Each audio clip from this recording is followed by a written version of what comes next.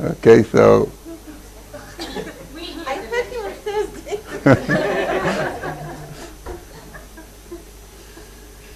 so I think it's quite symbolic that the last two lectures are given by people who are not working directly in ancient DNA, because it reminds you about people like Steve Weiner, who is telling you where to look for DNA, and people like myself and some other people who are sitting here, that the bones are coming from somewhere. I mean, somewhere, someone is going to the field, spend most of his life digging and looking for bones, eventually to give you the bones for DNA analysis.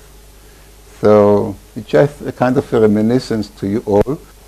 And today I will just take 30 minutes of your time and try to describe you very quickly one of the most fascinating fossil finds ever discovered, not just in Israel, but in the world. And in order to convince you that indeed Manot is an important fossil, I will start with quite a wider framework and slowly go into the fossil itself. As you see, we are speaking about Manot Cave. Manot Cave was discovered not long ago, like 5 years ago. And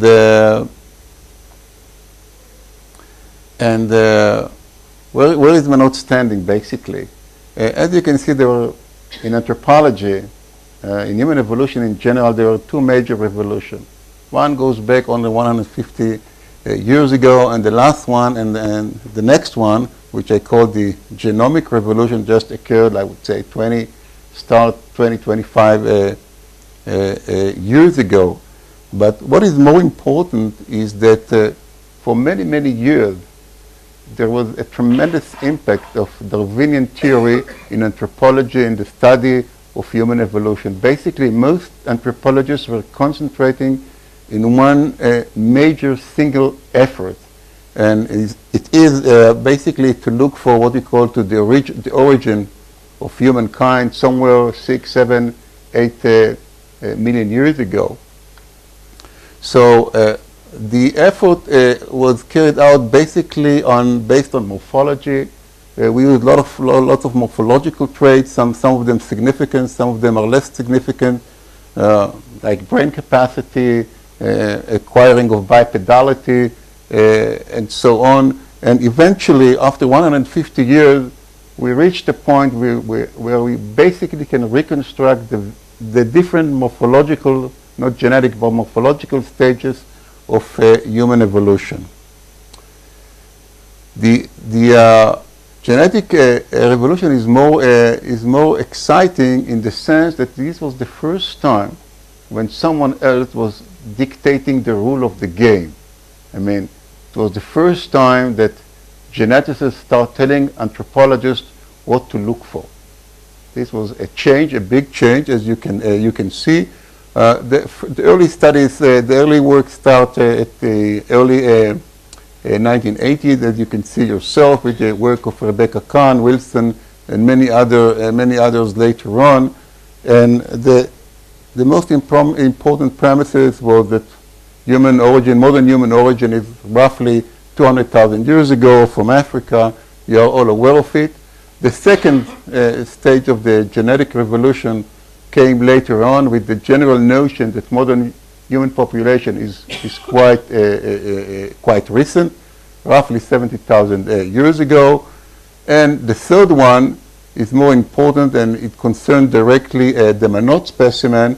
And this is basically the fact, as you can see, cited directly from that specific paper, that modern humans roughly appear somewhere in the Near East between 60 to 50,000 years ago, and somewhere in between those two dates interbreed with the Neanderthals. The problem was that from this time period between 50 to 60,000 years ago, we have several sites that include several Neanderthal fossils, but we have no fossils, not just in the Near East, but actually worldwide.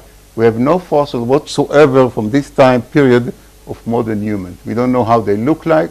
We suspect that they migrate out of Africa or arrived from Africa, but how they look like, we don't know. We have no idea. And it was quite bizarre because in Israel we have quite a bunch of Neanderthal skeletons from the late Middle Paleolithic period, and until the excavation of Manot Cave, we didn't find even one single skeleton of anatomically modern humans here in Israel. So one of the problems in anthropology is how you identify and how you define modern human. I mean, when I say modern human, everybody think about ourselves sitting here at the auditorium, but it's quite a hard definition, and there is no agreement between anthropologists on the definition, on the morphological definition of anatomically modern human. Depends who you ask. So we use basically a battery of morphological traits. Some of them are valid, some of them are less valid. But I think the most valid criteria today used by anthropologists are those two that are listed below. I mean, the glabellar butterfly, the parallel lateral wall, and the fact that if you look from the back, the widest part of the skull is somewhere located here up over here at this area. So the problem is that we have very few fossils of anatomically modern humans worldwide. I mean, we have a bunch of basically 3 skulls, or not 3 skulls, but 3 sites with anatomically modern human from East Africa, roughly between 200,000 and 160,000. We have a group of skulls that are roughly between 120 to, I would say, 90,000 years, just few fossils. And then we have nothing, and then we have, here, at least in our region, we start finding another group of fossils around 60,000 years ago. So the general scenario described by anthropologists for many, many years is that modern humans never left Africa. Between 200 and 120,000 years, most modern humans stayed in East Africa. 120,000 years ago, they start migrating. One group migrated to South and eventually reached South Africa, as you can see from these 2 fossils. And another group of modern humans migrated through Egypt, the Nubian desert, and eventually reached our area and stayed here in our area. They didn't expand further on because we have no evidence whatsoever worldwide for the presence of anatomically modern human in any other place all over the world. Now, so we have the southern migration, we have the northern migration here to Israel. We have another gap, a huge gap of around 50,000 years. And then we start finding, at least here in our region, we start finding a lot of Neanderthals here in Israel, around 60,000 years ago. All the dates, by the way, that are coming from East Asia are suspected, are not reliable. We can't rely on them, so I hardly use those dates. And eventually, much later on, we start finding specimens in Europe around 42, 43, 45,000 years ago. Now, the problem, as I told you before, is the definition of anatomically modern human. Now, even if we go to the very early specimen of anatomically modern humans in Africa, we could still see that some of the traits are modern and some of the traits are very archaic. The only reason, by the way, for example, to take the Homo skull and define them as anatomically modern human is just because if you look from the lateral aspect, you see the rounded shape of the skull. This is the only reason. From all other aspects, morphological aspects, it is not modern at all. If you take the glabellar shape, if you take the form or the shape of the skull in general, the wider part of the skull is very close to the base and so on. There is nothing modern in the Homo specimen except for the rounded skull. Now, if you go, for example, to the Hershkovitz skull, which is around 165,000 years ago, you see the same problem. I mean, what makes them modern is just the rounded shape of the skull. But if you look to the face, or if you just follow the shape of the brow ridges, you could see immediately that this doesn't fit the definition of anatomically modern human. So what are those creatures? Are they really anatomically modern humans, or they are something else? We don't know. Now, some of the specimens, the later specimens, are very strange, very bizarre, and the most important things about them, let's say if you take the Laetoli 18, for example, you see it here on the right, okay? You find similar skull in Africa 100,000 years later, as you see it here from this skull from Nigeria. Now, if you come to Israel, the story gets much more complicated, because the problem is, if we find a group of fossils in a single cave, like let's say for example, the Hershkovitz A cave, we define them as one, and we regard them and we treat them as one homogeneous biological group. So let's take Hershkovitz A, for example. If you take here, you see this is Hershkovitz A 9. By all means, it's modern. It's fully modern, not just because of the rounded shape of the skull, because of the shape of the brow ridges, the shape of the face, because of the dimension of the skull. Everything, it's fully modern skull. It's big but fully modern skull. But if you take Hershkovitz A 9, Hershkovitz A 9 is not modern. There is nothing in Hershkovitz A 9 to define it as a modern anatomically human skull. Nothing at all. If you take the brow ridges, you see that we don't have the butterfly shape of the brow ridges as we would expect it to be. The widest part is located very low. Even the forehead is very flat. Everything in Hershkovitz A 9 is not modern. So why we define all the Hershkovitz A hominids as modern human? There is no reason to do that. The only reason we do it is because they are dated more or less to the same time period, between 120 to 90,000, and because they were found at the same cave. But it could well be that those two group of people could live in the cave. Let's say there was a gap of, let's say, 5,000 years between those two groups. I mean, the resolution of the method, of the dating method, is not good enough to make such distinction between those two people or those two human groups. So basically what we do, anthropologists are doing, we define them as anatomically modern human. There is no reason to do that. Now, if you take, for example, Schul, another important cave in Israel, you have already visited the cave. There is nothing in Hershkovitz A 5 that makes it anatomically modern human, except, again, if you look around here, the rounded shape of the skull. All the rest is not modern at all, by definition.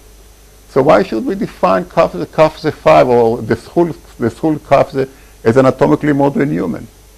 I'm telling you here as an anthropologist, there is no reason to do that. Now, we go a little bit further on. As I told you, we have anatomically modern, so-called anatomically modern human, and we include under this category all the specimens from Hershkovitz A and Schul, roughly around 100,000 years ago in Israel. Then we have a gap. We have nothing, no fossil whatsoever. And then around 60,000 years, we start finding Neanderthals in Israel. But what people are tending to forget is that the Neanderthals in Israel are very different from the Neanderthals in Western Europe. They are not the same. Not at all. And this is important. I mean, some characteristics that are used to define Western Neanderthals are not found in a mood skull, for example. The shape of the skull is different. As you can see, it is much rounded. It's not a flat skull. It's a much rounded skull. It doesn't have the typical bunning, the protrusion of the occipital area backwards. Okay, there are a lot. I think most of the Neanderthal, so-called classic Neanderthal traits are missing from the Amut skull, but we still call them Neanderthal. Why we do that? Now, what you have to remember, if you look at the face, and the protruding face, as you can see it here, and you can see it slightly here, it's all reconstruction. It's all reconstruction because the maxilla was not connected anatomically to the face, so it all depends how the Japanese who studied the skull reconstruct the face. I mean, they had the vision of European Neanderthals, and this is the way they reconstruct the face of the Amud skull. But there is no reason to reconstruct the face of the Amud skull the way you see it here, because you could do it totally different. And you have been to Tabun, you know, one of the amazing story of the fossil here in Israel is the Tabun scenario. We don't know the date of Tabun. This is considered to be a Neanderthal woman. Okay, depends on what where she was found. And this is probably more or less anatomically more than humans. The problem is that this mandible is much older, or should be older, than the lady of Tabun here. So in Israel, the situation is very different from the situation that we see in Europe, because in Israel we have anatomically more human before the arrival of the Neanderthals, long before the arrival of the Neanderthals. And this brings me to Manot. Okay? Manot skull, this is the map of Israel, Sea of Galilee. This is Haifa, as you can see it here, Upper Galilee, Hayonim Cave, Amud, Kafze. Those are the Elwad, Kebara, all the Carmel mountain caves, and Manot is here, up here in the Upper Galilee, very close to the Lebanese border. It's one of the most fascinating, beautiful prehistoric caves ever found in Israel. It's a true cave, a real cave, not a rock shelter or something like that, like Schul, not even like Tabun. It's really a huge, huge cave with very high ceiling, with sediment which goes more than 10 meters in depth, and a lot of artifacts, hundreds of thousands of animal bones, a lot of stone tools, etc. And this is the skull. This is the skull that was found in Manot, and Mira, that is sitting up there, she deserves all the glory. Mira and Avner they were from the Israel Geological Survey, she dated the skull, and the skull is 55,000 years old. Just between the 50 and the 55,000 years old, in the right place, what I call in the right time. It's an amazing skull. Now, it is the dating that it is important, but there is something else which is extremely important about Manot. And this is the fact that the skull was not distorted. It is not composed of many fragments that somebody put together and glued them together. I don't know how many of you are aware of the fact that if you take, for example, Kaf Zenai was reconstructed from more than 300 different pieces. There are more wax in Kaf Zenai than real bone. So all the measurements that have been taken all over those years are meaningless. The same about Amud skull and all the rest of the specimens that have been found in Israel during the last 100 years. They were all fragmented skulls. The bones were put together, were glued together, depend on the imagination of the guy that did the reconstruction. And as I said, a lot of it is just simply wax. And people keep coming to the collection, keep taking measurements, and I keep telling them, it's nonsense, stop doing it because the measurements are not reliable, but it's a kind of a habit and people keep doing it. So as I said, the dating, thanks to Mira, is extremely important 55,000 years ago. She may be willing to elaborate on it later on. And the fact this is a complete skull. There is another advantage to Manot. We don't have the face. People would say it's disadvantage, but I'm saying it is an advantage. Because once you have the face, all your attention is attracted to the face. You just focus on the face. But the face, to my point of view, the face is less important than the skull itself. Then if you don't have the face, you invest all your attention and all your talent in the skull. So first of all, Manot skull is extremely small skull. As you can see just from the measurement, I don't want to go into too many details. You can just get the impression. It's a very narrow skull, and it's a small skull. But what is amazing about Manot is the mixed morphology of the skull. I mean, from the metrical point of view, it's totally modern. But if you look on the detailed the small morphological characteristics of the skull, you will be astonished to see how complicated is this calvaria. If you just follow, the general contour of the skull here over here, and here you have a contour of a European Neanderthal, you immediately see the resemblance between those two skulls. It's amazing. Here you have a modern skull. Over here, just for comparison, if you have a Neanderthal, actually you can follow it step by step, and eventually you would ask, well, if it's so similar, why don't you define it as a Neanderthal? Why did you define it as anatomically modern human and not Neanderthal? We should come to it later on.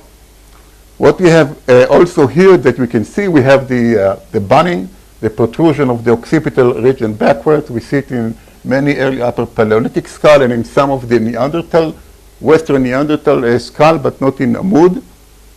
But what makes it modern is the fact that the broadest part of the skull is located very high on the skull. This is a very unique modern human trait. As you can see it, and the other trait which makes it modern, here you see the skull of Amud, is that the fact that the walls, the lateral walls, are actually running vertically downwards. Vertically downward. Those two traits make it, whatever you would say, those two traits make it an anatomically modern human skull. Sorry about that. Now there are some other traits which what we call archaic traits. For example, you can see, those of you who are acquainted with the morphology of the Neanderthal or the Upper Paleolithic skull, you see a clear suprailiac fossa. You find it in many early Upper Paleolithic skulls, in many Neanderthal skulls.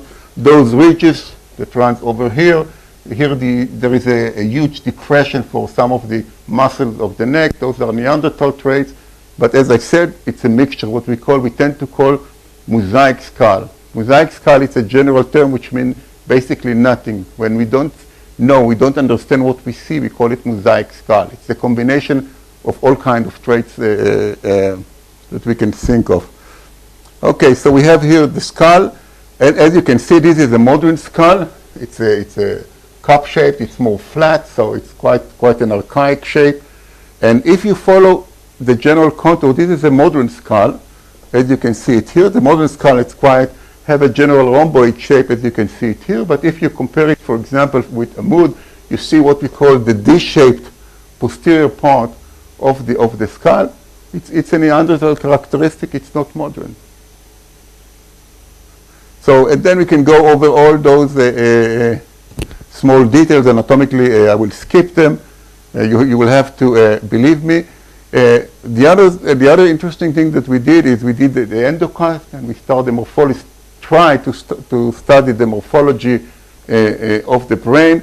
The green one is basically the real, what you call the real cast, and the orange one over here is just the reconstruction. But basically, Manot skull is only 1,100 cubic centimeter, which is extremely small, as you all know. Modern human runs between 1,200 to 1,450 cubic centimeters. This is extremely small. It's within the high range of Homo erectus. It's just 1,100 cubic centimeters and probably even less than that. So there are some differences on the, if you look, it's very interesting. Here you see a brain of a modern human, but if you look on the endocast over here, you can see those are two bulges that you can see of the brain, which you don't see in anatomically modern human. It then tells you again that we are looking at a very archaic specimen. Now, one word of caution. There is a large disagreement among anthropologists about almost every trait, right? About every trait that I've just described. Every trait, there is a disagreement. There's a bunch of papers that are discussing the different, just to be honest and tell you that there are a lot of disagreement among anthropologists. And eventually, we did what we call shape analysis. Shape analysis, geometric morphometric analysis of the skull. This is an ideal, by the way, an ideal part of the skull to do it, because it has quite a large area. And it is based basically on a group of people working, Philip Gunz and Gerhard Weber, who collected a lot of data on geometric morphometric of the skull, mainly of the calvaria, and managed to show that there are no overlap between anatomically modern human groups. Here we have The red one are Neanderthals, and here the orange one, the yellow one are archaic Homo. And just those are I will skip it. Those are the landmarks and the semi-landmarks, how we superimposition one skull on top of the other and make all this type of comparison. You can see the different semi-landmarks and landmarks. All in all are between our 327 points for comparison. This is the top view, and this is extremely important. I think this is the most important things of my lecture. What you see here over here, and this is interesting, okay, is this is the gray one. This is hundreds of anatomically modern human skull of modern populations. And you can see right away that Manot is situated just in regard to the general morphology of the skull, not the discrete rate, but the general morphology of the skull. Then you can see that that Manot skull is situated just at the middle of the cloud of modern human population. So as I told you, it's a modern human skull, as you can see yourself. By the way, not far from it, you see here Kaf Zenai. And as I told you, if you look on here, those are Neanderthal, those are archaic hominids. But basically, you could see that Kaf the 6 that we talked about a few minutes ago is outside, is located outside the modern human group. Totally outside the human. You can see it over here. The same relates to the Laetoli skull, the Homo skull, and so on. Now, this is fascinating because it tells you the whole story of the Manot skull. It tells you that actually the Manot population or the Manot people are the first migrate, or can be related to the huge migration out of Africa starting around 65,000 years ago. This is the big wave of migration coming out of Africa that eventually, based on your studies, not my study, that eventually basically established what we call the present modern human populations. And you can see that by nature, Manot skull is an African skull. Is an African skull. The next thing, close to Manot skull, are the Predmost and Ladech. Those are very early Upper Paleolithic skulls from Europe. So basically, as you can see, Manot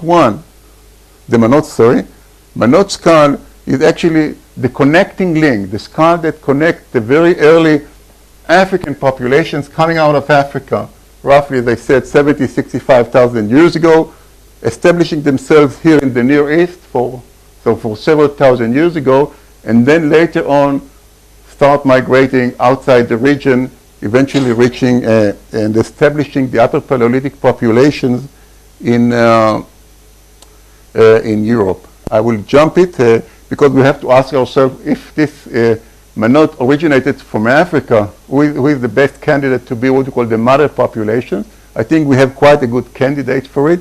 I don't have time for it.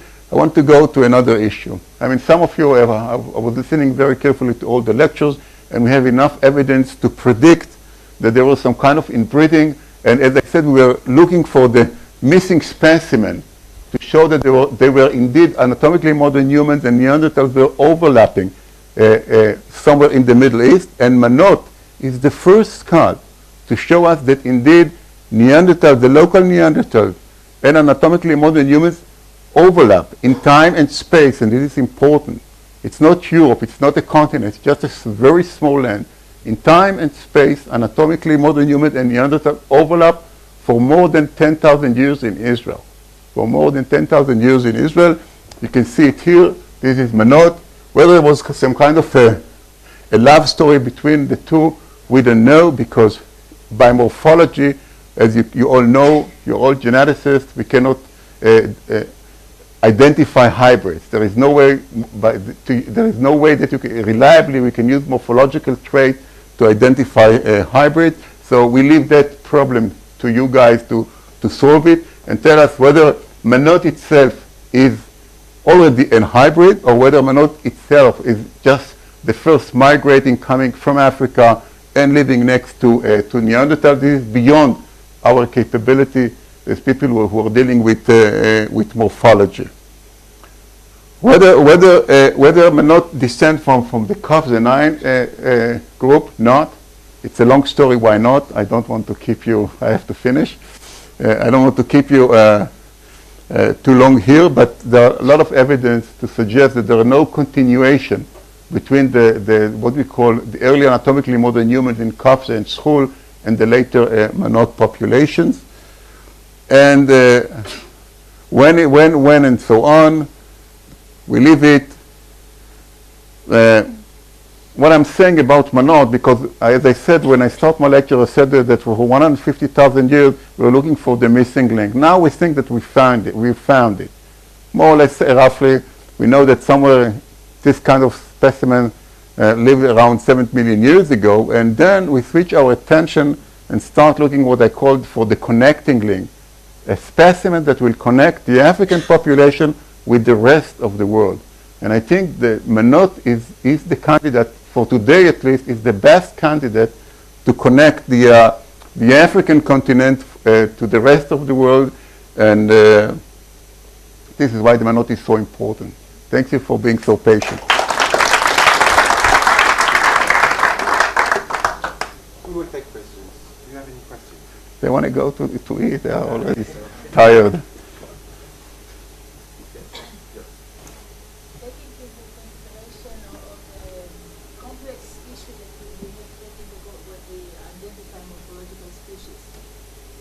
Maybe you can go back to the old question, and maybe those who are not two species.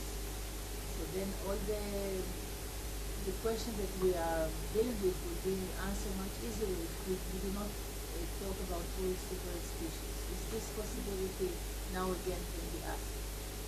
The new data.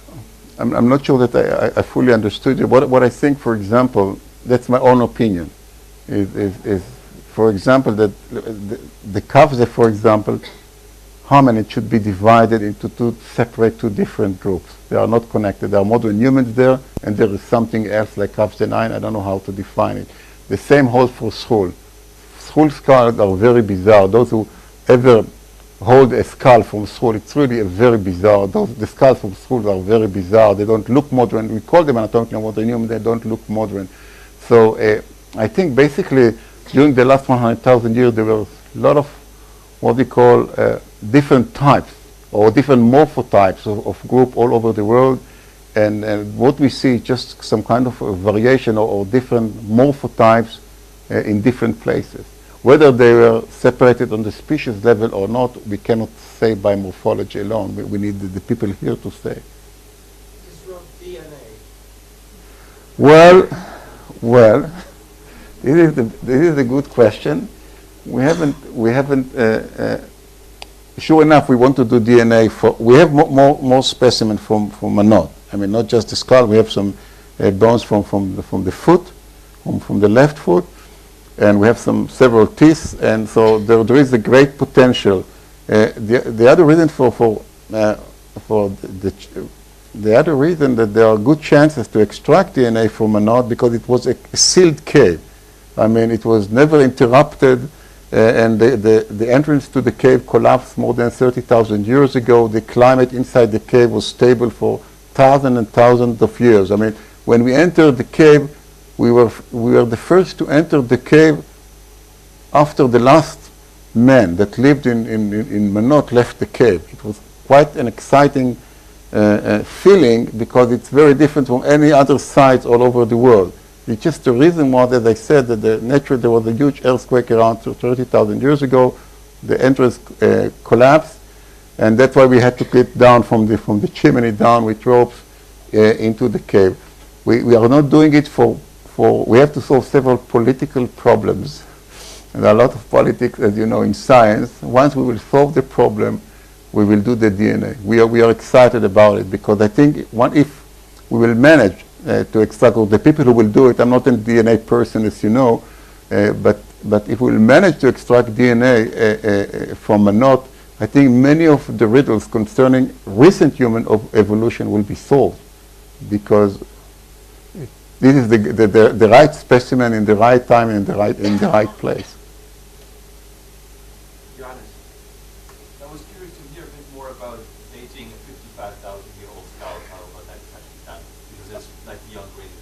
Yes, I'm glad to introduce you Mira Matthews.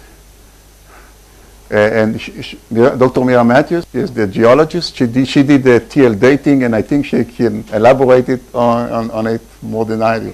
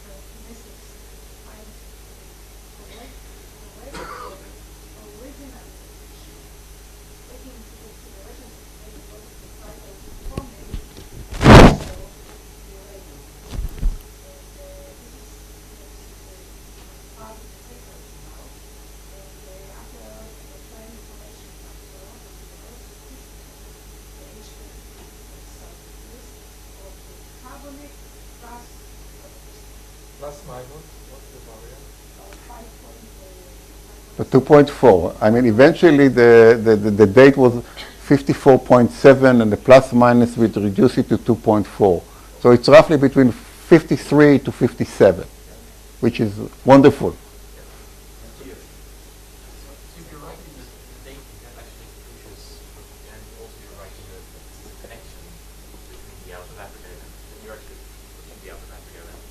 Sorry, I didn't hear you. Than what many people have said in the past. I didn't hear you. I don't hear well. So if you're writing the dating and you're writing that this is a connection between the out of Yeah. Africa and the rest of the world, and pushing it to fairly recent times to 54 and this range. Yes. What do you think of that? One of the most exciting thing about Manot is that it resembled the very early Upper Paleolithic skull from Europe.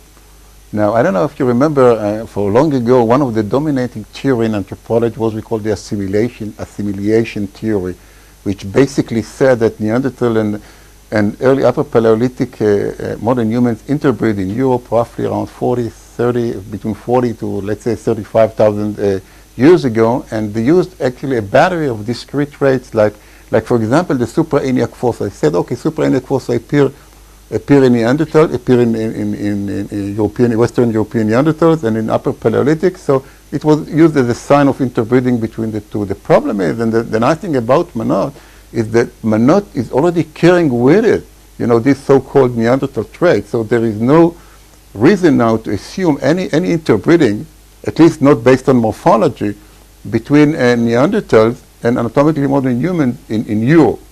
It could be that the interbreeding starts somewhere here in the Levant, and I believe that this is probably what had happened. But it could be later on the way out that maybe they have met other Neanderthal groups and continue continue interbreed with Neanderthal. I'm not sure about it. I don't know. There is no enough evidence to suggest it, but it's a possibility.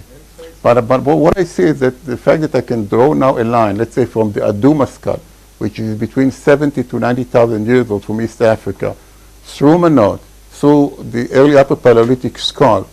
I think this is the fascinating story about Manot, because you have the skull here in the middle that connect those two populations, that connect the European population with the African population. Because until then, we had on one side we had the African population, we had the European population on the other side, and we couldn't connect those two groups together. And those two have DNA? Sorry? Those two have DNA, the African and the European? No. No. No. So you want this is very unfortunate. I don't know why. I mean, you should ask the DNA people why they don't do it. Yeah, Neanderthal, yes. What about the role of the Arabian Peninsula then? Sorry? The saying there's no role for the Arabian Peninsula. That I didn't want to go into it. There is what we call the northern migration and the southern migration. Yeah. It's a long story, and he was just giving me note all the time that my time is running out, so I skipped it. I have my own opinion, but I had to skip it.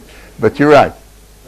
It's a different story. Sure enough, most people agree today there were two major migrations through the southern, through the southern part of Saudi Arabia into East Asia, and the northern route that went through the Levant and later on to Central Asia and Europe.